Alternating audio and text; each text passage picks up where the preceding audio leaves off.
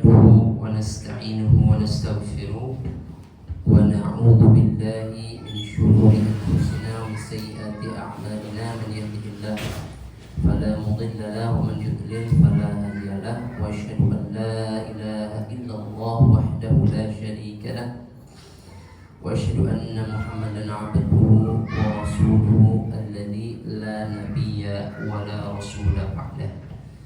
قال الله تعالى في كتابه الكريم: يا أيها الذين آمنوا اتقوا الله حق تقاته ولا تموتن إلا وأنتم مسلمون. وقال أيضا: يا أيها الناس اتقوا ربكم الذي خلقكم من نفس واحدة وخلق منها زوجها وبث منهما رجالا كثيرا ونساء واتقوا الله الذي تساءلون به والأرحام إن الله كان عليكم رقيبا. وقال أيضا: يا أيها الذين آمنوا اتقوا الله وقولوا قولا سديدا يصلح لكم أعمالكم ويغفر لكم ذنوبكم ومن يطع الله ورسوله فقد فاز فوزا عظيما. وبعد. Alhamdulillah, puja dan puji syukur senantiasa tidak bosannya kita panjatkan kehadirat Allah, sebagaimana Allah yang tidak pernah bosan juga memberikan kita berbagai macam kenikmatan hidup. Bayangin kalau Allah bosan sama kita gimana, Pak? Ya, maka kita jangan bosan-bosan beribadah, menjalankan perintahnya dan menjauhkan segala larangannya, sebagaimana Allah Rabb kita tidak pernah bosan memberi kita berbagai macam nikmat. Dan dengan mengingat nikmat inilah kita mudah-mudahan bisa lebih terdorong untuk beribadah kepada Allah Subhanahu wa Ta'ala. Karena manusia itu dari aspek psikologi adalah makhluk al-insanu abdul ihsan, kata para ulama. Manusia itu adalah hamba bagi kebaikan. Maka manusia itu akan merasa segan dengan orang yang berbuat baik kepadanya. Iya atau tidak, Pak? Setuju nggak, Pak? Kita kalau dikasih kebaikan sama orang, kita segan sama orang itu, iya nggak? Nah, makanya kata para ulama, ini hikmahnya kenapa Allah banyak mengulang dalam surat Ar-Rahman kan sampai 30-an kali. Fabi ayyi ala'i rabbikuma tukadziban. Maka nikmat Rabbmu yang mana lagikah yang engkau dustakan? Kenapa Allah ulang-ulang? Itu seakan-akan menjadi sebuah peringatan, tadzkir, pengingat buat kita agar kalau kita mau dekat sama Allah, banyaklah mengingat nikmat Allah, sehingga dengan itu kita menjadi malu kepada Allah. Sehingga dengan itu kita akan giat menjalankan perintah Allah dan juga giat untuk menjauhkan segala larangan Allah Subhanahu wa Ta'ala. Itu hikmahnya. Karena manusia itu adalah makhluk yang secara psikologi segan dengan kebaikan. Maka kalau kita ingat nikmat Allah, kita akan segan dengan Allah, ya enggak? Sebagaimana kita ingat sama orang tua kita. Orang tua kita kan begitu banyak ya kebaikannya sama kita, ya, bapak dan ibu kita. Kalau kita ingat orang tua kita, pasti kita akan ingat akan jasa-jasa baik ibu kita, bapak kita, sehingga kita akan tersentuh dengan itu. Nah, makanya kenapa nih kita harus sering banyak ingat nikmat Allah, dan itu banyak sekali perintahnya. Bahkan Allah sandingkan perintah kepada orang-orang kafir, al-khitab ataupun ayat yang mengarah kepada orang kafir untuk beriman itu Allah sandingkan dengan apa? Dengan nikmat Allah. Salah satu contohnya dalam surat Quraisy kan Allah katakan apa? Falyabudu robba hadzal bait alladzi at'amahum min ju' wa amanahu min khauf. Ini metode Al-Qur'an, metode Allah dalam mengingatkan manusia ya kepada Allah. Apa kata Allah? Maka sembahlah mereka itu, oleh mereka itu, yaitu robba hadzal bait, pemilik dari rumah ini, Ka'bah, ya, yang dia itu telah memberikan ya makanan, ya alladzi at'amahum, memberikan mereka makanan, min ju' dari rasa lapar, wa amanahum min khauf, dan memberikan rasa aman dari rasa takut, memberikan keamanan bagi mereka dari rasa takut. Ya, jadi subhanallah banyak ayat-ayat yang semisal yang Allah Subhanahu wa Ta'ala itu menyuruh manusia untuk banyak mengingat nikmatnya supaya mereka itu mau beriman, mau beribadah, mau giat dan malu kepada Allah Subhanahu wa Ta'ala, sebagaimana kita malu sama orang tua kita gitu kan. Kita malu nggak durhaka sama orang tua? Ya, malu kan? Orang tua begitu baik, Allah itu lebih baik lagi dibanding orang tua kita. Gak ada kebaikan yang melebihi kebaikan Tuhan kepada hambanya. Wa ma bikum min ni'matin fa minallah. Apapun nikmat yang datang kepada kalian, maka itu datang dari mana? Dari Allah. Ya, maka ini adalah salah satu sisi yang sangat penting untuk selalu kita hadirkan sebagai manusia agar kita selalu dekat mengingat Allah dan juga giat beribadah kepada Allah. Karena apalagi di zaman sekarang bapak-bapak, ya, betapa banyak fitnah-fitnah dunia, ya, perhiasan-perhiasan dunia yang banyak melalaikan kita, menyibukkan kita dari ibadah, dari kebaikan, dari ketaatan kita kepada Allah Subhanahu wa taala, dari ingatan dari diri kita bahwa kita ini adalah hamba Allah dan tujuan kita diciptakan oleh Allah adalah untuk beribadah, fokus untuk beribadah, menjalankan perintahnya dan menjauhkan segala larangannya. Yang terkadang kalau zaman sekarang ini banyak, ya, fitnah-fitnah dunia, nikmat-nikmat dunia membuat kita jadi apatis, cuek, ya enggak, asik sendiri, ya, malas ibadah, malas menjalankan perintah-perintah Allah. Kayak sekarang kan nih belum masih berlangsung Piala Dunia World Cup. Tuh kalau kita lihat di Palestina tuh masih gaduh tuh, Pak. Muslim saudara kita di Palestina masih banyak yang dibantai. Ya, sampai saya lihat video tuh berulang lagi gitu loh. Kamu semua wahai umat Islam kemana gitu. Kamu masih dibantai di sini. Ya, dia sambil memperlihatkan bagaimana saudaranya itu atau anaknya atau siapa entah yang meninggal di hadapan beliau. Tapi di zaman sekarang itulah gitu. Makanya kenapa ilmu itu menjadi bukan hanya kewajiban, penggugur kewajiban. Itu belajar itu sebenarnya kalau kata Imam Ahmad bukan hanya sebatas sebuah penggugur kewajiban. Kan belajar ilmu agama kewajiban atau tidak, Pak? Wajib dong. Orang kalau belajar ilmu agama dia akan cenderung menabrak larangan-larangan Allah yang tidak dia sadari. Belum lama nih, Pak. Tadi sore, Pak, saya lagi bikin materi buat ini. Itu seorang ukti perempuan nelpon saya, 18 tahun dia menikah tapi pernikahannya tidak sah. 18 tahun dia menikah tapi pernikahannya tidak sah. Kenapa? Dia tidak tahu. Dia memang disembunyikan oleh orang tuanya. Jadi orang tuanya itu bukan orang tua biologis dan orang tua sah dari perempuan ini. 18 tahun berhubung. Karena orang tuanya nggak ngerti ilmu agama. Begitu sedihnya dan depresinya dia, Ustaz saya 18 tahun menikah, Ustaz nangis dia cerita ke saya. Saya baru tahu kalau saya bukan ayah biologis itu gimana akad nikah saya, Ustaz. Ya Allah ibu, maaf saya bukan maksudnya mau membuat sedih gitu ya. Tapi yang namanya ilmu kan amanah ya. Jadi kita harus sampaikan apa yang benar, apa yang salah. Qulil haqq walau kana murran. Katakanlah yang benar meskipun itu pahit. Ya jelaskan, gak sah. Ya. Bapak angkat, ya, itu menikahi anaknya meskipun bitafwidil wilayah, meskipun ada pelimpahan perwalian kepada wali hakim, hukumnya apa? Tetap tidak sah.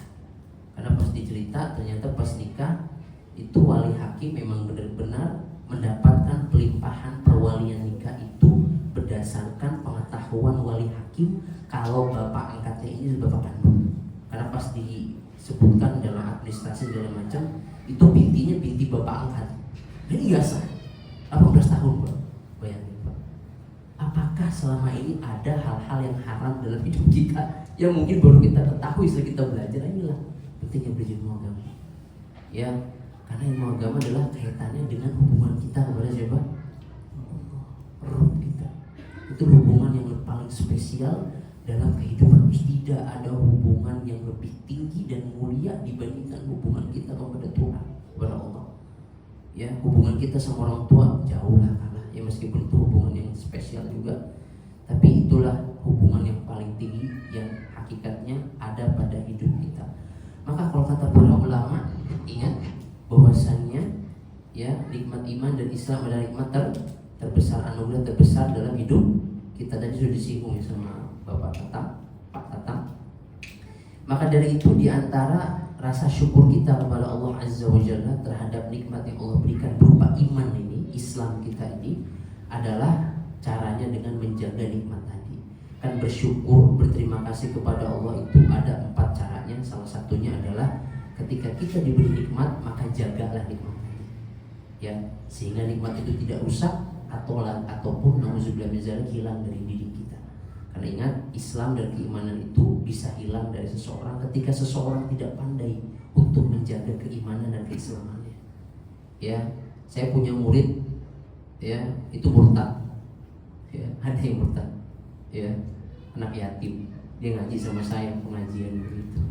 Pas udah berapa tahun nggak ketemu sama saya, udah lama nggak ngaji, dia murtad. Ya, ketemu saya tuh udah bawaannya pandangannya itu kayak nggak enak gitu Pak. Udah ngalungin salib gede banget. Ya, jadi iman itu kalau nggak dijaga ya hilang, apalagi zaman sekarang. Ya, arus pemikiran yang waduh macam-macam itu udah banyak banget lah. Karena saya juga di dalam aktivis dakwah, jadi kita juga mempelajari setidaknya di Rosatul Firaq ataupun pelajaran tentang kelompok-kelompok ya yang aneh-aneh di zaman sekarang dan bagaimana membantah mereka. Ya, sehingga ilmu agama adalah ilmu yang paling bisa menjaga kita di zaman yang penuh dengan kerusakan-kerusakan di zaman sekarang ini.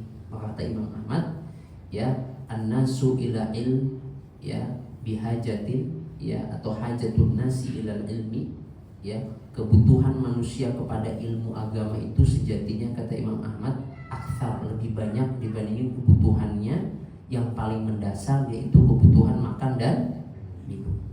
Kenapa? Karena kebutuhan makan dan minum itu dalam sehari paling berapa? Sekali, 2 kali. Ya, tapi kebutuhan kita terhadap tuntunan agama, tuntunan Allah dalam hidup kita itu adalah setiap saat. Dan Allah pun memberikan tuntunan hidup kepada kita pun itu begitu lengkap, dari kita bangun tidur sampai tidur lagi. Ya, mulai dari ada yang wajib banget sampai yang sunnah-sunnah ya, sunnah-sunnah harian ya. Makanya ada khusus tuh buku tuh. Kalau kapan-kapan kita bahas juga, saya pernah bahas di beberapa majelis itu tentang mengenal aktivitas sehari-hari Rasulullah dari bangun tidur sampai tidur. Sebagai manusia biasa, sebagai kepala keluarga, sebagai seorang nabi, sebagai seorang guru, yaitu lengkap. Karena salah satu karakter daripada ajaran agama kita adalah dia ajaran yang memiliki kamalus syariah, kesempurnaan syariat, aturan-aturannya. Ya, dan ingat bahwasannya ya ilmu agama inilah yang dahulu mengangkat derajat ya Rasulullah SAW dan juga siapa umat Islam di zaman beliau, terutama secara khusus bangsa Arab. Ya, ilmu agama adalah ilmu yang begitu luar biasa bermanfaat, karena manfaatnya bukan hanya untuk dunia saja, tapi juga untuk akhirat tentunya yang paling utama. Ya, karena kita hidup di dunia, kita membutuhkan yang namanya bimbingan dalam kehidupan kita. Ya, ilmu agama intinya adalah mengajarkan kita dari mana kita berasal, kemana kita akan kembali, dan kehidupan setelah kematian, dan untuk apakah kita hidup sementara di dunia ini. Kan ilmu agama seperti itu kan ajarannya. Maka dialah ilmu yang paling afdol, yang paling mulia.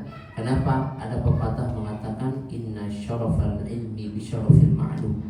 Sesungguhnya kemuliaan satu ilmu itu tergantung dari objek yang dipelajari dalam ilmu tadi.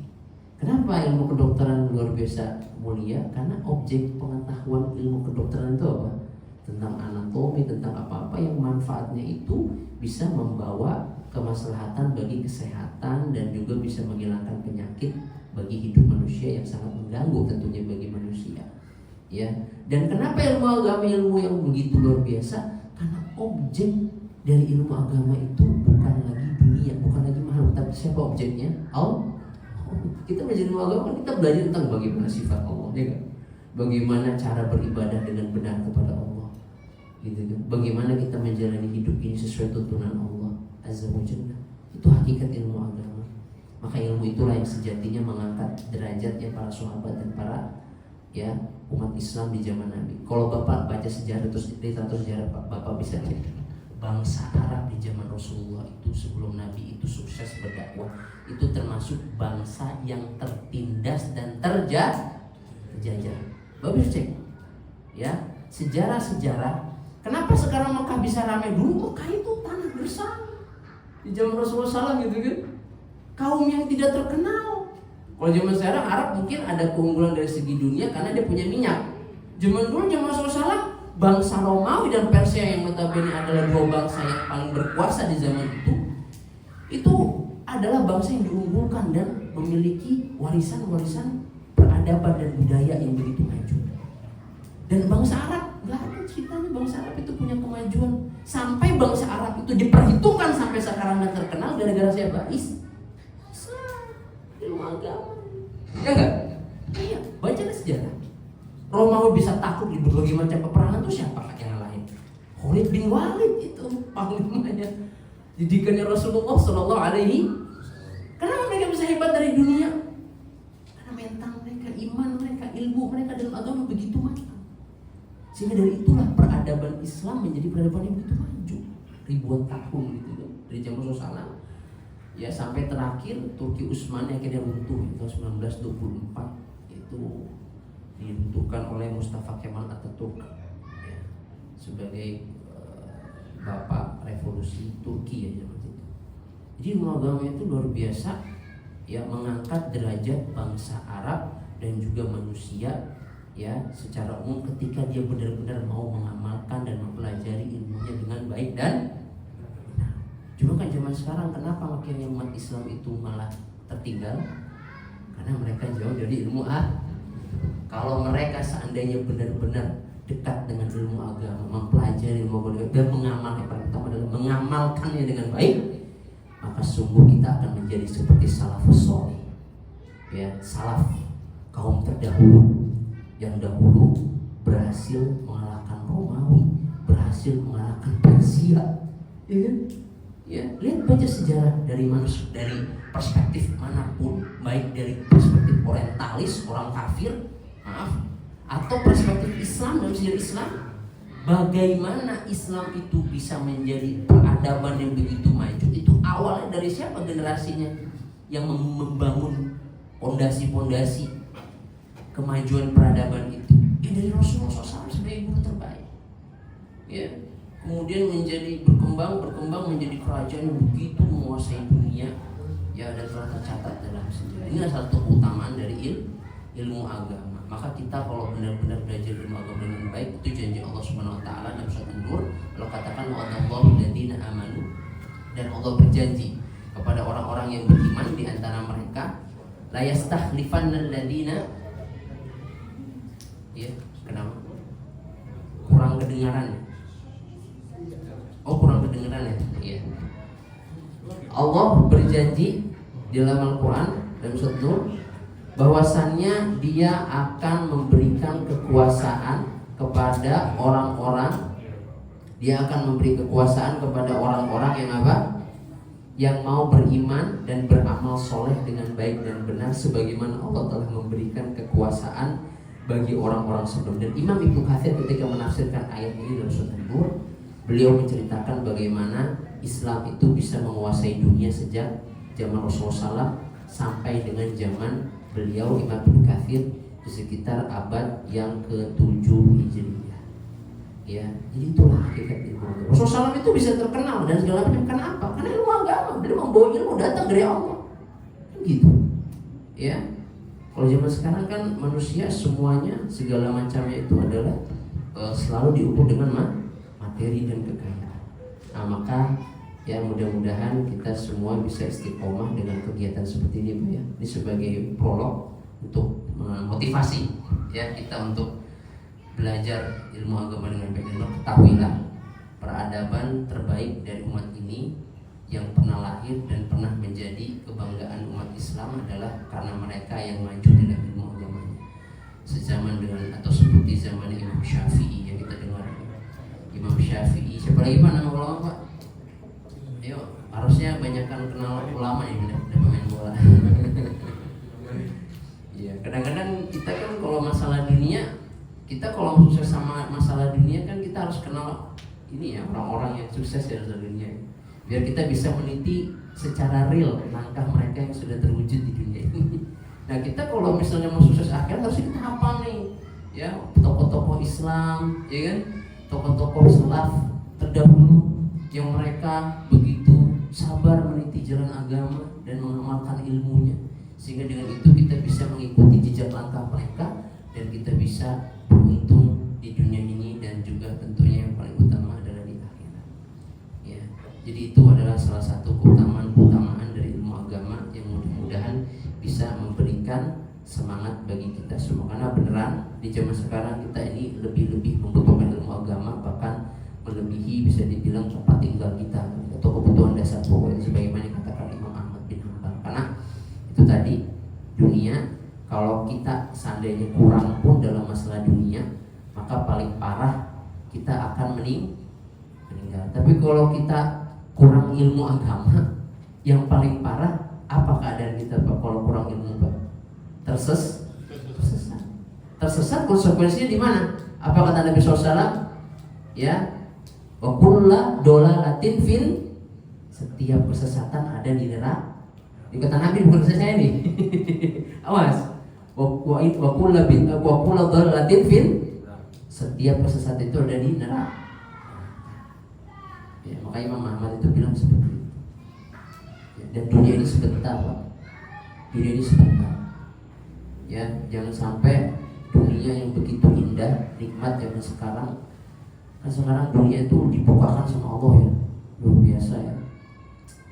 Kita bisa dapat hiburan, entertain, informasi ya, yang tidak bisa kita lakukan itu mungkin 10, 20, 30 tahun yang lalu gitu. Tapi kadang gara-gara dunia yang begitu Allah bukakan dan Allah mudahkan zaman sekarang, justru orang-orang akhirnya menjadi lalai. Ya, anak muda generasi terutama kita di Indonesia ini ya sudah semakin rusak. Terakhir kan, karena saya seorang guru ya, saya juga seorang guru, mohon izin. Jadi mengetahui sedikit lah dan mengikuti perkembangan pendidikan baik di dunia ataupun di Indonesia secara khusus. Terakhir kan di dunia kampus ini udah ramai ya beberapa praktek dan juga kampanye-kampanye terselubung kegiatan LGBT ya. Di UI terakhir kan itu videonya ya, ciuman laki-laki sama laki-laki itu sangat dilarang ya. Ingat, LGBT adalah perbuatan menyimpang dan bukan kecenderungan seks yang normal. Alhamdulillah ya. Saya dapat postingan terakhir dari BM UI psikologi UI itu ada yang menyatakan jurnal bahwasannya heteroseksual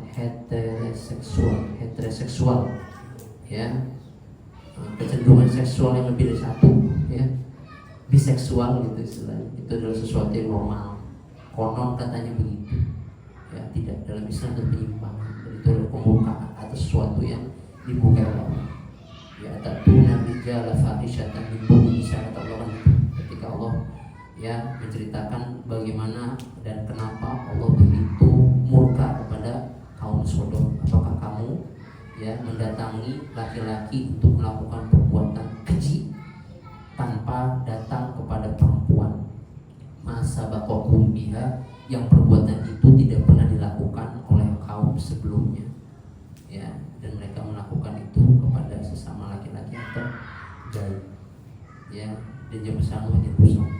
Dan ini juga sesuai dengan hadis Nabi SAW.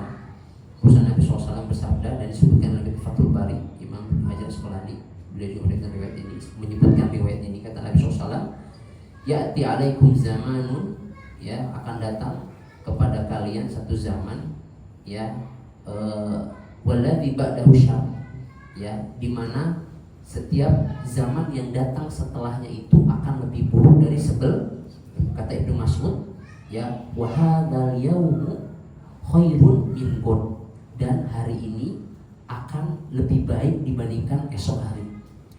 Wal amsu, dan yang kemarin akan lebih baik dari yang hari ini. Wa hakadza ila yaumil qiyamah, dan seterusnya itu akan terjadi sampai hari kiamat. Bu, tidaklah satu zaman datang kecuali zaman setelahnya itu akan lebih rusak dari sebelum. Dan sekarang memang terbukti. Ya, nggak jauh-jauh lah, kita aja mungkin generasi yang 20-30 tahun lah muda gitu kan ya, kita bisa melihat bagaimana perbandingannya dengan zaman sekarang, kerusakannya gitu kan ya. Kayak misalnya pacaran yang sudah terlalu melampaui batas, yang cenderung kalau sekarang kan udah seperti seks bebas. Makanya kan beberapa penelitian di daerah Jawa Tengah, tadi Purwokerto, itu keperawanan anak-anak SMA, SMP itu sudah hilang ya. Pada beberapa kasus ditemukan ya ketika zaman COVID ya begitu ya, tapi sekolah itu online sehingga anak-anak itu lebih banyak melakukan aktivitas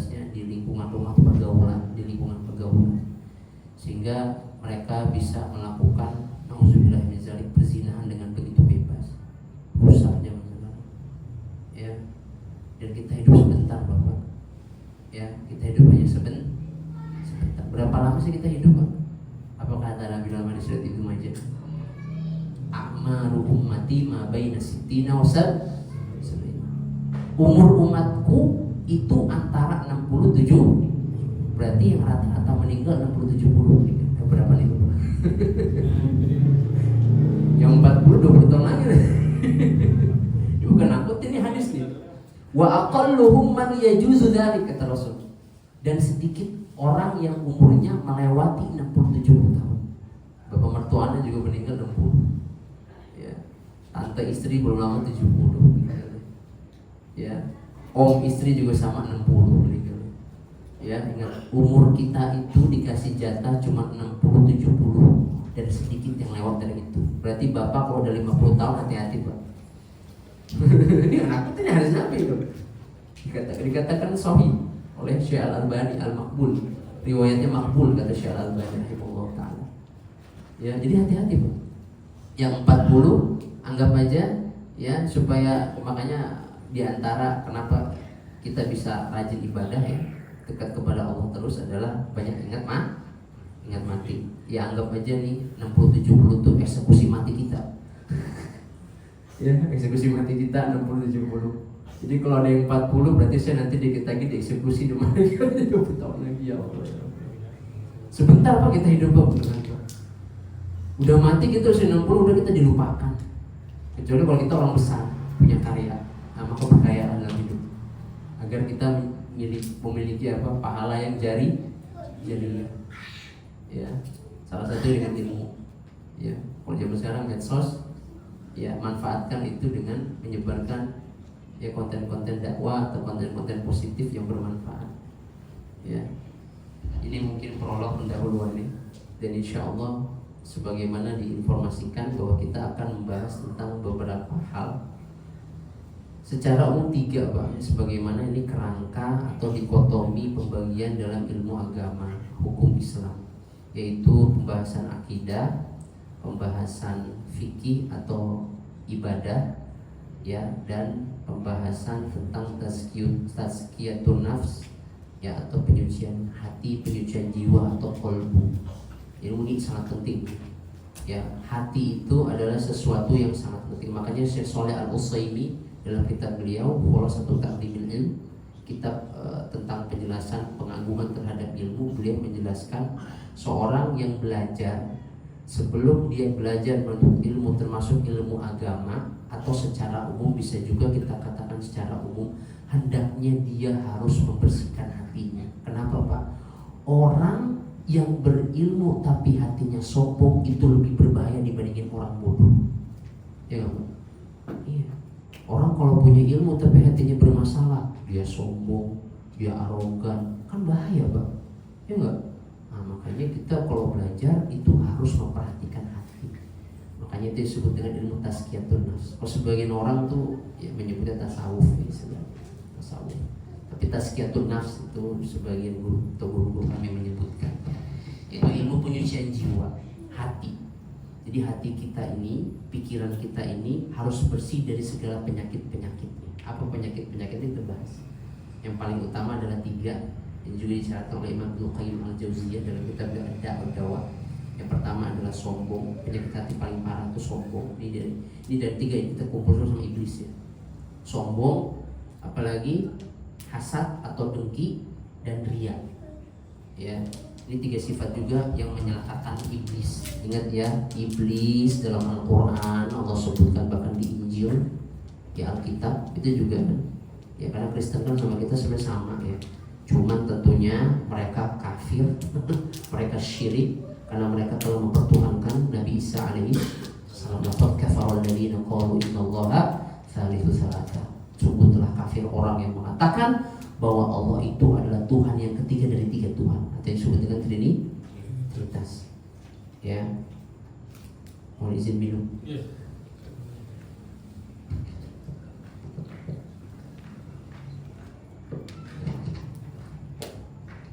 Maka dengan belajar kita jadi membentengi akidah kita, iman kita, ibadah kita, mental kita, termasuk hati kita. Makanya Nabi SAW itu sebelum menerima wahyu, apa yang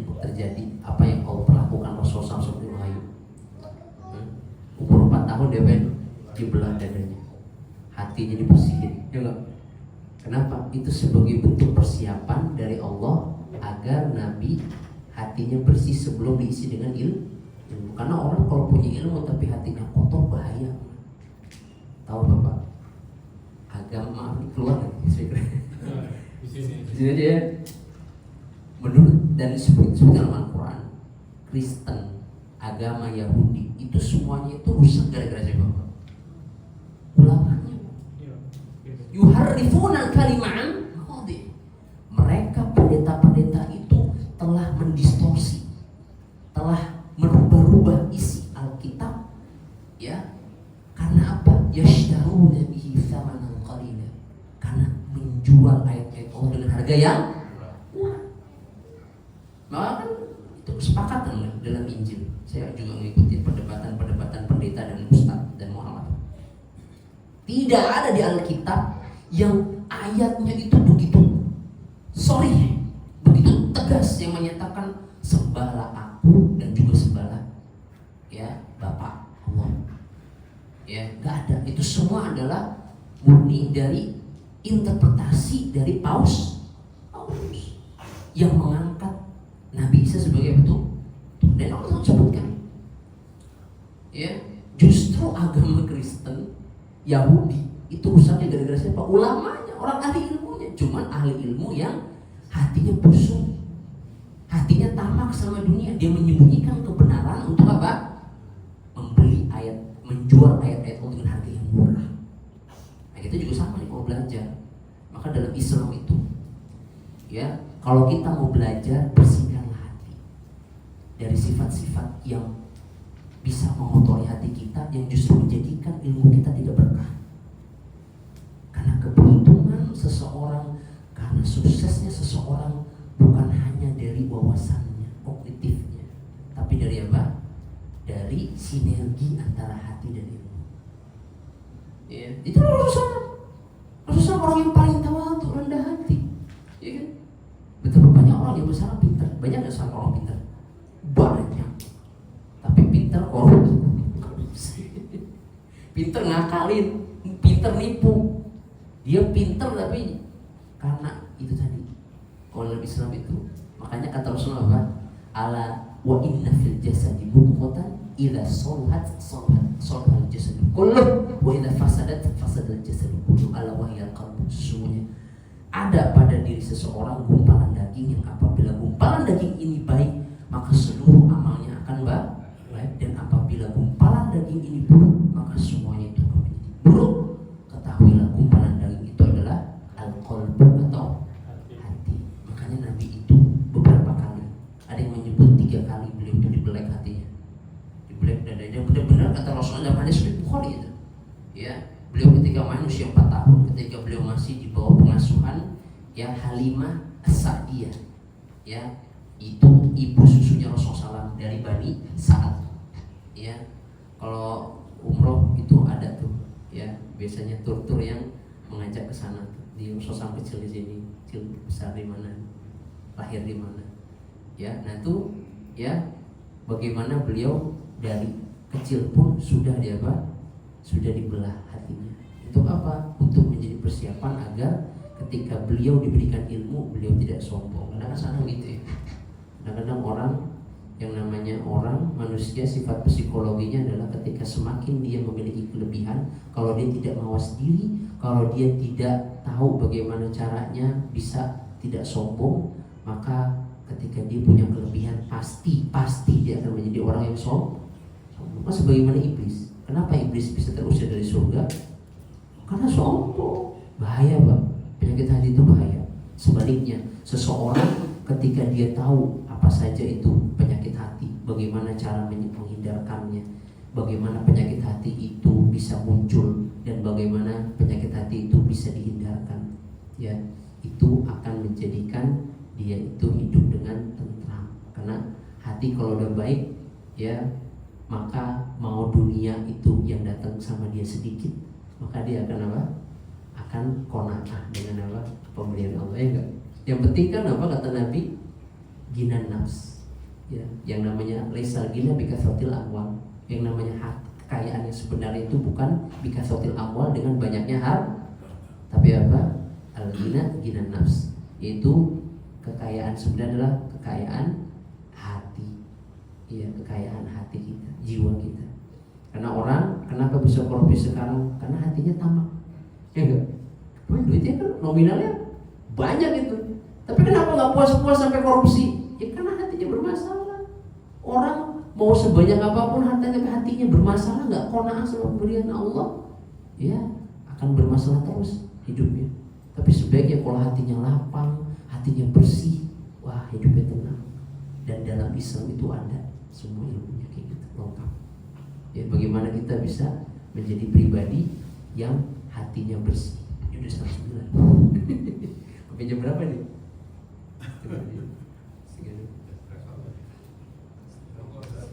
Jam 9 sampai sahur sama. Biar santai. Itu tazkiyatun nafs namanya. Nah, kalau akidah itu kan ilmu yang berkaitan dengan apa? Yaitu al-i'tiqad, keyakinan-keyakinan kita sesuai dengan yang Allah perintahkan kepada kita untuk kita ya. Zaman sekarang kan kadang keyakinan itu banyak khurafat ya.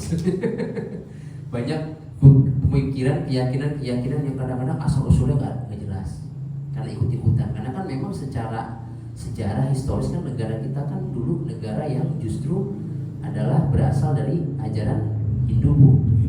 Kadang-kadang muncul keyakinan nenek moyang gitu, ya bercampur di situ. Nah, belajar akidah kita harus tahu keyakinan yang benar bagaimana. Ya arwah gentayangan, penting dibahas tuh. Ya keyakinan apa? Nyi Roro Kidul, itu yang khurafat atau semuanya itu ada dalam keyakinan. Penting sekali keyakinan, karena kalau bisa salah kita meyakini sesuatu bisa jatuh pada kesyirikan. Karena kita tidak menempatkan hak Allah yang pada sebenarnya. Apa hak Allah itu? Haqqullahi 'alal ibad an ya'buduhu wa la yusyriku bihi syai'an. Hak Allah atas atas hamba-hambanya adalah untuk beribadah kepadanya, tidak menyekutukan Allah. Itu hak Allah. Nah, maka itu dipelajari secara khusus dalam akidah. Nah, kalau ibadah jelas ya. Itu pembahasan ilmu yang membahas tentang apa? Bagaimana kita melakukan ritual-ritual ibadah sesuai dengan perintah. Karena banyak juga sebagaimana tadi kan kayak nikah gitu, itu ibadah sebenarnya. Ya, masalah fikih. Kalau bahasa ininya namanya fikih. Ya, ini banyak perdebatan memang. Ya. Kalau yang terkenal kan ilmunya sampai sekarang 4 imam mazhab. Siapa saja, Pak? Yang paling senior siapa yang senior dari 4 mazhab? Imam Abu Hanifah. Wafat tahun 150 Hijriah. Dan Imam Abu Hanifah ini kalau kata guru kami Syekh Dr. Muhammad Hasan Syekh Dr. Muhammad Walidu Hasan Syikiti, ini Imam Abu Hanifah mazhab fikih yang paling banyak diikuti sepanjang zaman. Kalau sekarang itu ya mazhab Imam Abu Hanifah itu fikihnya di Turki, Eropa, India, Amerika itu dia kalau ibadah fikihnya mazhab Hanafi. Ya. Kalau yang kedua yang paling senior siapa? Maliki, wafat tahun 189 Hijriah. Ya kalau sekarang penyebaran itu ada di Afrika. Ya, yang paling terkenal juga di Maroko. Kalau sholat gimana, Pak? Allahu Akbar. Dia nggak begini dia. Kalau begini kan? Allah, sholat Allah. Gak bersedekah. Ya. Yang ketiga, yang paling senior siapa? Imam Syafi'i, wafat tahun 204 Hijriah. Ya, yang penyebarannya kalau di dunia ini adalah paling banyak di Asia Tenggara, ya Malaysia, Indonesia, Brunei, Thailand juga. Thailand juga ada di daerah Patani. Saya punya teman dulu kuliah orang sana tuh. Songkla, bisa Melayu. Tahu Songkla ya? Itu deket-deket Johor itu, perbatasan ya sama Malaysia. Terus selain di situ di Yaman sama di daerah Arab Saudi selatan Saudi itu dia mengarahnya ke Yaman. Ya, Syafi'i, mazhab Syafi'i, dan juga di Mesir sebagian itu Syafi'i. Kalau Maliki itu dia di Afrika sama sebagian juga di Mesir. Guru-guru kami di Afrika seperti di Maroko, seperti di ada Shinkit namanya Mauritania, atau pernah dengar Mauritania? Penghafal Quran itu dia. Kalau hafal pakai papan Pak, itu komunitas suku yang sangat kuat hafalannya. Ya, guru kami itu kalau ngajar itu kitab-kitab itu belum tapi dia nggak bawa kitab. Bawa ke kelas tuh sama itu salam hafalan fitrah setiap hari ta'alif dia. Kisah, karena ngapal, insyaallah masih tradisional. Tapi kekuatan hafalannya luar biasa. Hafalan Qurannya, hadisnya, syairnya dan lain sebagainya. Di Afrika, terus juga di Sudan, itu juga mazhabnya Maliki gitu. Ya. Terakhir berarti Imam Ahmad bin wafat tahun 242 ya, masalah Hijriah. Dan penyebarannya paling banyak di mana? Arab Saudi, di Mekah, Madinah itu mazhabnya Hambali. Ya, terus juga di negara-negara seperti negara Teluk ya, seperti di Qatar ya, mazhabnya Hambali. Kuwait juga sama, mazhabnya Hambali. Ya, itu fikih, ya. Fikih Islam. Jadi fikih itu adalah aturan-aturan Allah yang berkaitan dengan ritual ibadah praktek, cara sholat, cara wudhu, itu juga penting, ya. Karena zaman sekarang kadang-kadang jangankan dia belajar cara sholat sama wudhu yang benar, dia bisa sholatnya bersyukur. Saya lingkungan di pasar Pak, kebenaran di pasar Pak. Itu jangankan sholat, ya puasa setahun sekali aja pada kagak puasa Pak. Ya, ini juga penting kita bahas karena keabsahan ibadah itu tergantung dari aturan-aturan yang telah Allah tetapkan dalam aturan yang sudah dikodifikasi oleh para ulama yang dikenal dengan ilmu fikih. Jadi fikih, akidah, tazkiyatun nafs. Nah, kalau yang kita bahas ini adalah kitab Riyadhus Shalihin. Pengarangnya adalah Imam An-Nawawi. Ya. Nama aslinya Yahya. Imam Nawawi nama aslinya siapa? Yahya Abu Syaraf Yahya. Nama aslinya. Lahir di Nawa. Nawa itu daerah kampung yang sekarang itu udah masuk ke daerah kota Damaskus, Suriah. Jadi Imam Nawawi yang kita sering dengar ya namanya, dia orang Suriah yang negaranya sempat perang ya, perang Syiah. Nah, itu di situ Imam Nawawi lahir tahun 631 Hijriah. Jadi keberkahan ilmu beliau meskipun hidup di abad ke-7, tapi beliau ini karyanya udah ratusan tahun meninggal, sudah ratusan tahun membuat buku Riyadhus Shalihin, sampai sekarang kitab Riyadhus Shalihin masih dipakai. Ya, itu keberkahan luar biasa ya. Ya, sehingga dengan karya yang terkenal, sosok beliau pun juga masih dikenal sampai sekarang ratusan tahun. Kita kakek kita yang 600 tahun aja nggak tahu ya. Tapi orang lain kita tahu. Apa sebabnya? Ilmu jariah luar biasa Riyadhus Shalihin.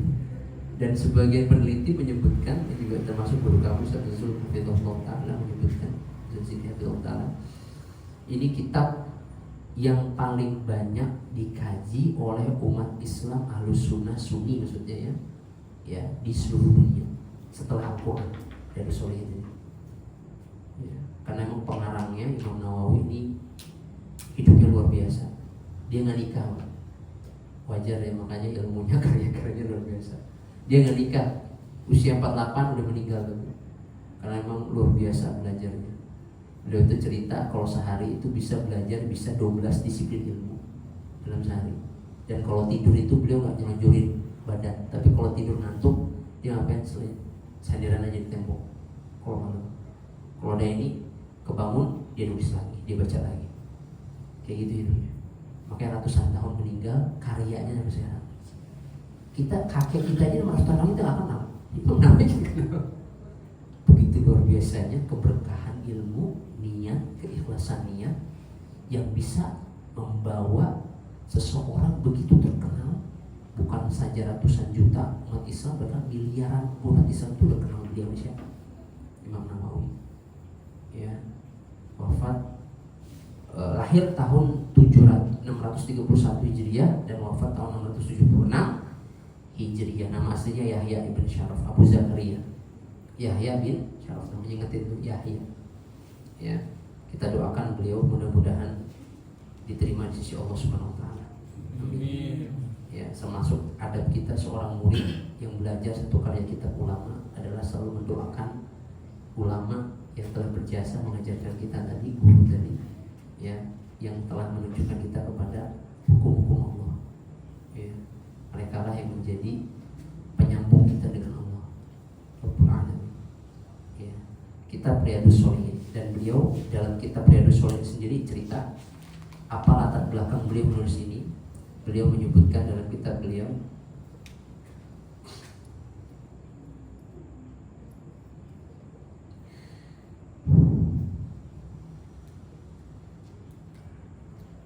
dalam muqaddimahnya beliau katakan, fara'aitu an ajma'a mukhtasaran minal ahadithis sahihati mushtamilan ala ma yakunu tariqan li sahibihi ila al-akhirah, insyaallah. Dan aku memandang untuk aku mengumpulkan, ya, bagaimana bisa aku mengumpulkan ringkasan dari hadis-hadis yang sahih yang mencakup atas metode jalan bagi seseorang yang bisa mengantarkannya kepada akhirat, insyaallah. Wa muhassilan li adabihil batinati wa dhahirah. Dan bagaimana kitab Riyadhus Shalihin ini bisa menghasilkan, ya, adab-adab, baik adab-adab yang ada pada hatinya, yang ada dalam diri manusia, ataupun adab-adab yang ada pada perbuatannya yang nampak. Jami'an litarghibi wat tarhibi wasairi anwa'i adabis salikina min ahadits zuhdi wa riyadatin nufus. Yang dimana hadis-hadis itu juga, permasalahan itu juga mengumpulkan permasalahan tentang apa? Dorongan, motivasi untuk beramal, dan ancaman untuk meninggalkan amal, dan segala jenis-jenis adab-adab orang-orang yang benar-benar bersungguh-sungguh dia mau sampai kepada Allah, bertemu sampai Allah di surga. Ya, dari hadis-hadis tentang bagaimana kita jadi orang zuhud, ya, dan bagaimana kita bisa melatih jiwa kita menjadi seorang mukmin dan hamba Allah yang sejati. Wa tahdhibil akhlaq, dan bagaimana kita memperbagus, memperindah akhlak kita. Wa taharatil qulubi wa ilajiha, dan juga kebersihan hati-hati kita, dan juga bagaimana kita mengobati hati kita yang sakit. Wa siyanatil jawarihi wa izalati wijajiha, dan begitu juga menjaga anggota tubuh kita dari hal-hal yang tidak baik tentunya, dan menghilangkan dari segala kebengkokan-kebengkokan anggota tubuh kita yang melakukan amalan yang tidak baik. Wa ghairi dzalika, dan yang selain dari itu, min maqasidil arifin, dari tujuan-tujuan seorang yang benar-benar tulus, jujur, yang mau sampai kepada Allah, ya, yang mau belajar tentang Allah dan benar-benar masuk surga. Dan rasanya niat beliau ini sampai, ya. Allah sampaikan, sehingga ratusan tahun beliau membuat kitab ini sampai sekarang masih langgeng. Sebenarnya Pak, kitab Islam itu Pak, itu udah banyak yang punah Pak. Bapak tahu Pak? Kitab-kitab kalangan ulama dari zaman Imam Syafi'i, Imam Malik, itu banyak yang punah. Kenapa punahnya Pak? Karena bangsa Tatar. Bangsa Tatar itu, dia silakan dalam kitab Al-Bidayah wa Nihayah, itu bangsa Mongol yang dahulu pernah menguasai hampir seluruh dunia, ya, kecuali mungkin benua Amerika sama Indonesia tuh. Bangsa Tatar itu dulu pernah menginvasi ibu kota kekhilafahan Abbasiyah, sehingga mereka di Baghdad itu, sehingga mereka ketika menginvasi dengan 1 juta pasukan, kata Imam Ibnu Katsir dalam kitab Al-Bidayah wa Nihayah, mereka habis, ya, membunuh, membantai semuanya. Bahkan perpustakaan Islam yang isinya ada manuskrip induk dari kitab-kitab karangan ulama ratusan tahun yang lalu itu hancur, dileburkan sama mereka, dibuang ke Sungai Tigris, ya, yang ada di Irak. Sehingga sebagian besar kitab ulama itu punah. Sampai salah satunya kitab ulama yang punah itu Imam Ibnu Uzaimah. Imam Ibnu Uzaimah itu punya kitab puluhan, tapi sekarang udah punah semua. Itu cuma nama doang, manuskripnya dihilangin ada. Karena perpustakaan Baghdad pas itu habis sama bangsa Tatar. Tinggal sisa 2 doang kitabnya. Salah satunya namanya Kitab Tauhid. Ya. salah satu kitab kita yang namanya Riyadhus Shalihin, dan bab pertama yang beliau bahas adalah tentang niat. Ya, tentang apa? Niat. Karena ingat, segala amal kita tergantung dari ngaji juga sama nih. Ngaji antum buat apa nih? Buat ngisi waktu luang, Ustaz. Dicatat dengan itu. Ya. Buat apa? Ya lagi senggang aja. Ada yang niatnya untuk apa? Untuk mendapatkan diri kepada Allah, untuk mendapatkan pahala, untuk mengetahui jalan yang mana yang baik dan mana yang buruk, baik yang benar, mana buruk yang salah, bagaimana. Ya, maka itu semua tergantung dari niatnya. Ya, maka beliau di awal bab ini menjelaskan, termasuk juga ya kita sebagai manusia, Pak, Bapak semua hidup di sini, Bapak-bapak semua niatnya buat apa, Pak? Niatnya buat apa, Pak? Dunia doang? Dunia doang, Pak? Nah, 10 tahun lagi meninggal, Pak. Sayang, Pak. Niatin hidup ini buat akhirat, Pak. Sebentar dunia, Pak. Nah, ini makanya kenapa kan beliau nyebutin sebagai seorang yang benar-benar jujur mau sampai ke Allah, yang harus kita perbaiki adalah niat apa? Kita niat hidup ini buat apa sih? Kalau buat dunia sebentar, Pak. Dikit tuh itu, Pak. Ya. Nah, maka beliau menghadirkan dalam kitab beliau yaitu tentang bab ikhlas dan menghadirkan niat dalam semua tindakan, ucapan dan perilaku yang nampak maupun yang samar. Allah berfirman, ya, wa ma umiru illa liya'budullaha mukhlishina lahud dinan hunafa wa yuqimus salata wa yutuz zakata wa dzalika dinul qayyimah. Dan tidaklah ya mereka diperintahkan kecuali untuk menyembah Allah dengan ikhlas. Ya, ikhlas, mengikhlaskan ya niat untuk agama Allah, hunafa, dan mereka juga lurus dalam menjalankan agama, dan supaya mereka mendirikan sholat, menunaikan zakat, dan itulah ya agama yang lurus bagi seseorang. Jadi kita kalau mau merubah hidup kita, Pak, yang pertama kali harus kita rubah adalah Bapak niat yang nawaitunya, Pak. Termasuk kita lagi masalah apapun, ya ingat lagi, saya hidup buat apa sih? Niatnya buat apa sih? Dunia sedikit dunia ini, ya akhirat itu nomor 1. Wa ma khalaqtul jinna wal insa illa liya'budun. Maka para ulama termasuk Imam Nawawi dalam kitab-kitab beliau membahas tentang niat dulu, karena semua amal kita ini tergantung dari niatnya. Kan itu kan hadis juga nanti ada, innamal a'malu bin ikhlas. Allah juga berfirman dalam surat Al-Hajj ayat 37. Kalau bisa enak ada kitabnya nih, Pak. Jadi biar nggak denger aja ya. Kalau di beberapa kajian kita ada kitabnya, jadi beli Riyadhus Shalihin. Allah berfirman dalam surat Al-Hajj, la yanalallahu luhumahuma wala luhumuha wala dima'uha walaki yanaluhu taqwa minkum. Ingatlah ketika kita berkorban, di konteksnya dalam berkorban dalam surat Al-Hajj ayat 37, bahwasanya Allah ketika kalian berkorban, Allah itu sebenarnya tidak menerima apa daging-dagingnya, darah-darahnya, tapi yang sebenarnya tujuan utama target dalam berkorban itu adalah ketakwaan kita, niat kita dalam menjalankan itu sebagai bentuk ibadah kita kepada Allah Subhanahu wa taala. Ya, ini yang beliau singgung tentang pentingnya dalam meletakkan niat dalam segala macam ibadah kita, perbuatan kita. Dan juga dalam surat Al-Imran, qul in tukhfu ma fi sudurikum aw tubduhu ya'lamullah. Katakanlah wahai Muhammad, ketika engkau ya menyembunyikan apa yang ada dalam hati kalian ya, atau kalian menampakkan apa yang ada dalam isi hati kalian, maka Allah Subhanahu wa taala mengetahuinya. Artinya bahwa segala sesuatu itu akan Allah hisab, termasuk hati atau apa yang ada di dalam hati kita semua. Ya, jadi itulah yang nomor 1 yang harus kita perhatikan. Dan juga hadisnya dari hadis Umar bin Khattab, an Amirul Mukminin Abi Hafsin Umar bin Khattab, ya, Nufail bin Abdul Uzza ibn Riyah ibn Abdullah ibn Qurti ibn Razahi, singkatnya, bahwa beliau mendengar Rasulullah bersabda, innamal a'malu bin. Jadi kata Nabi, wa innamal likulli imrin, sesungguhnya segala sesuatu tergantung dari dan setiap orang akan mendapatkan ya perbuatannya sesuai dengan apa yang dia niatkan. Maka ngaji kita tuh bagaimana sisi Allah tergantung niat kita.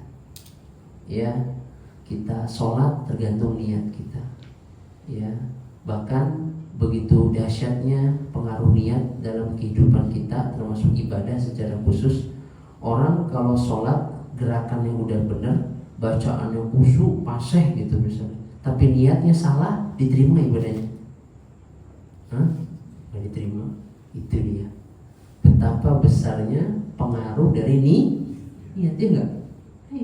Bahkan dalam hadis riwayat Bukhari dari sahabat Abu Hurairah, apa kata Rasulullah SAW? Awalu ya man tusa'aru bihin naru yaumal qiyamah thalatha. Orang yang pertama kali menjadi bahan bakar api neraka itu 3 orang. Salah satunya apa? Yaitu seorang alim, ustadz, ulama yang dia belajar ilmu, tapi ngajarin ilmu itu bukan untuk apa? Allah ikhlas, tapi untuk apa? Supaya dibilang orang hebat, orang pintar, orang cerdas. Nauzubillah min dzalik. Allah akan jadikan dia pertama kali orang yang dihinakan karena niatnya udah salah. Ya, maka dari itu Bapak-bapak, ya di sini Imam Nawawi menjelaskan bahwasannya niat adalah perkara yang paling dasar sebelum kita melakukan kebaikan. Karena kebaikan atau perbuatan apapun itu pasti munculnya dari niat. Ya. Istilahnya apa sih? Muaranya ya. Muaranya dari niat. Gitu. Ya, kita nikah tergantung niat kita. Ya, maka kata Nabi, orang yang nikah niatnya untuk menjaga diri dari keburukan, dari perbuatan zina, maka dia akan diberikan pertolongan oleh Allah di dunia. Kata Rasulullah SAW, "Thalathatun haqqun 'alallahi i'anatuhu." Ada 3 orang yang dia pasti akan diberikan pertolongan dalam hidupnya. Salah satunya kata Rasulullah, ya, warajulun, dan seorang yang kemudian yatazawwaju yuridu iffah. Maka Nabi SAW, seorang yang kemudian dia menikah tujuannya adalah untuk menjaga kehormatan dirinya, ya, maka dia akan dijaga karena kebaikan dari niatnya dalam menikah, ya. Maka ini adalah hadis yang azim, yang mulia. Karena dari itu, ya, Rasulullah SAW pun juga menekankan akan hal tersebut, dan Rasulullah SAW pun juga ya mengulang-ulang makna hadis ini, dan juga di Al-Quran maknanya secara umum Allah sebutkan tentang pentingnya niat. Itu harus ikhlas ya dalam ibadah. Ikhlas itu apa ikhlas? Ikhlas dalam ibadah apa? Ikhlas dalam ibadah nggak dipaksa gitu, rela. Salah. Ikhlas itu apa? Ikhlas itu murni, ya, dari kata khulusa. Khulusa yakhlusu, akhlasa yukhlisu, yang artinya apa? Memurnikan, ya. Akhlastul labana fa khalusal laban. Aku memurnikan susu ini, maka susu ini menjadi murni, misalnya.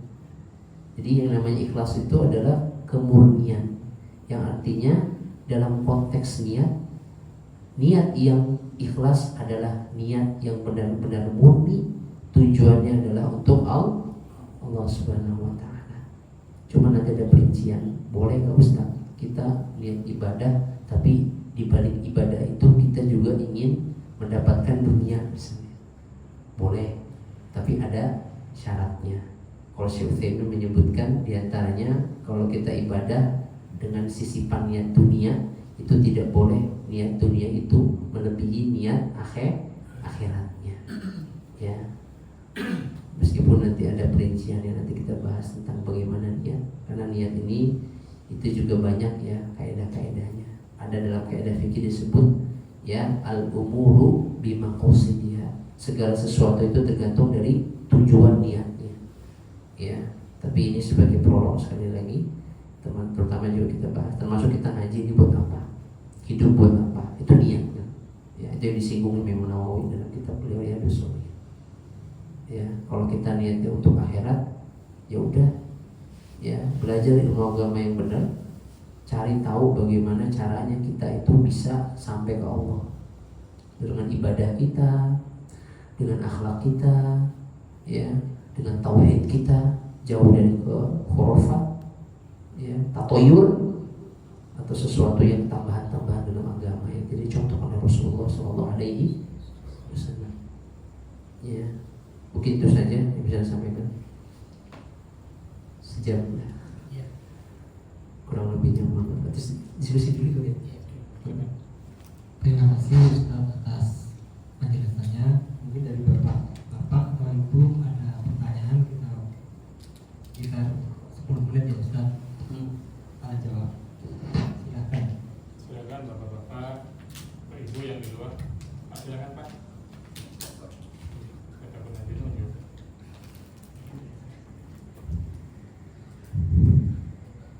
Mungkin saya ya Ustaz karena duluan. Oh iya. Terkait yang di awal tadi Ustaz yang ada seorang ukti yang ke Ustaz itu, nah Oh iya. itu kata batal. Iya. Nah itu terus gimana terhadap selama 18 tahun?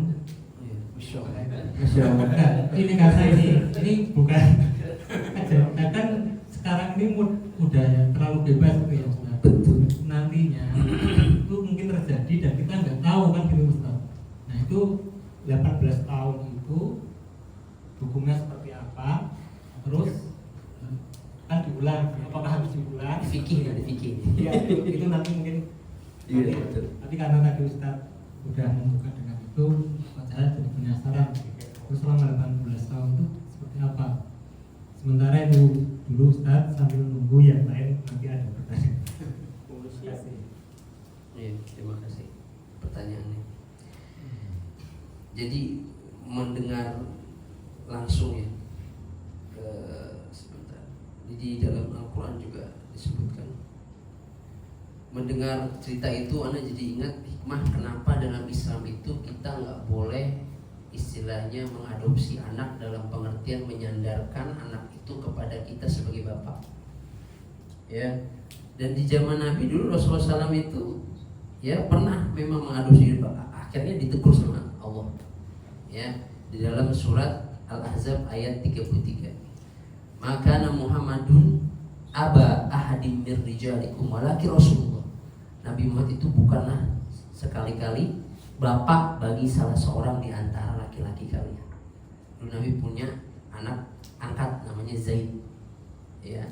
Dan itu disandarkan ke beliau Zaid bin Rasulullah bin Muhammad. Padahal bukan bapak biologisnya, Rasulullah bapak sah. Akhirnya dilarang sama Allah untuk itu. Nah, zaman sekarang tuh begitu, Pak. Jadi kisah yang tadi Ukti tadi, Pak, itu karena bapak angkatnya itu tidak tega. Tidak tega terhadap perempuan tadi, akhirnya perempuan ini dianggap sebagai anaknya sendiri sehingga disandarkan bintinya ke bapak angkat tadi. Dan itu dilakukan ketika sampai besar beliau menikah. Wali nikahnya itu pun ketika menikahkan si perempuan tadi itu menyebut bintinya binti bapak angkat. Ya, maka tidak sah. Ya, kenapa? Ya, ayyuma imra'atin nakahat bi ghairi waliha fanikahuha batil kata Rasulullah. Siapapun perempuan yang menikah tanpa walinya, maka pernikahannya batil. Berarti maksudnya nggak sah. 3 kali ulang Rasulullah. Ya, dan itu kan wali hakim, Ustaz. Wali hakim itu maksudnya wali yang memang sudah ditunjuk sebagai profesi oleh pemerintah yang sah ya, sebagai wali bagi orang-orang yang tidak punya wali. Ya itu sah, ada dalam aturan agama dan kenegaraan. Ya. Sehingga pernikahannya itu tidak sah. Ya. Karena dia nikah meskipun dengan wali hakim ya. Sebenarnya wali hakim itu boleh menikahi. Cuma kan masalahnya ya, bapak angkat ini menganggap bahwa dirinya bisa menikahi sehingga dia pakai bintinya binti bapak angkat. Sehingga perwalian itu dilimpahkan ke siapa? Wali hakim atas dasar apa? Ya, bapak angkat tadi. Gitu. Ini yang nggak sah. Kalau seandainya dari awal dia pakai wali hakim, karena memang kata buktinya ini dia nggak nemu bapak biologis ya, dan itulah berzina dulu ibunya itu maksudnya berzina.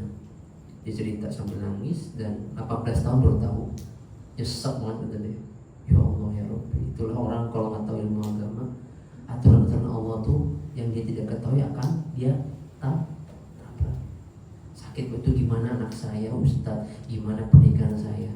pisah dulu dengan suami, karena ibu bukan suami istri dari suami ibu, karena akadnya tidak sah dalam agama.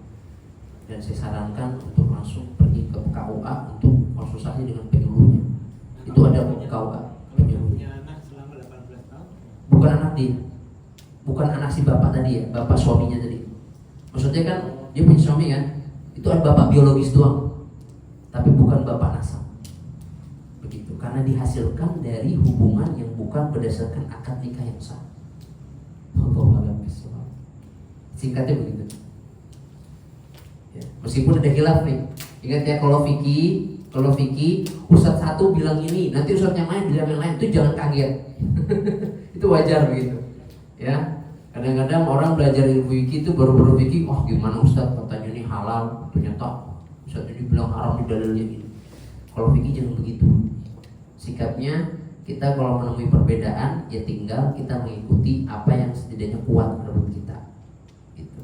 Meskipun memang dalam ilmu fikih metode belajar itu sebenarnya ya lebih ke satu mazhab aja dulu biar gak bingung. Gitu. Kadang fikih begitu, saya pernah soalnya dikritik sama jemaah. Ya karena dia dikasih fatwa sama ustadz yang lebih berilmu dari saya, doktor. Dia kritik saya, gimana ustadz tuh katanya hukum itikaf di sini nggak sah, ngerti kata ustadz ini dokter ini sah. Bapak, yang namanya fikih itu khilaf.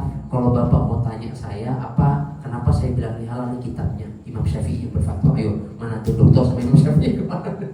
Ya, karena dia pakai fatwa ulama mazhab lain. Ya, wajar.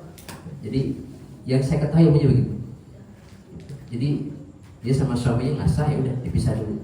18 tahun Pak. Ya Allah, nangis itu. Tadi sore itu saya lagi bikin materi sampai kaget. Astagfirullah. Terus gimana? Ya, saya bingung. Saya mau ngomong ke orang suami juga nggak enak. Ya nggak apa-apa. Itu kan bukan salah Anda gitu. Tapi konsekuensinya begitu. Jalan. Terima kasih Ustaz. Mungkin ada Bapak yang lain tanya. Silakan bapak-bapak, dimanfaatkan. Kalau nggak japri aja. Pak Lutfi Baik. nggak kemana-mana. Di Kebayoran kalau mau. Baik Bapak Ibu, terima kasih atas kehadirannya dalam menyimak apa yang telah disampaikan Ustaz. Semoga apa yang disampaikan jadi pemahaman kita yang baru ya, yang lebih yang daripada yang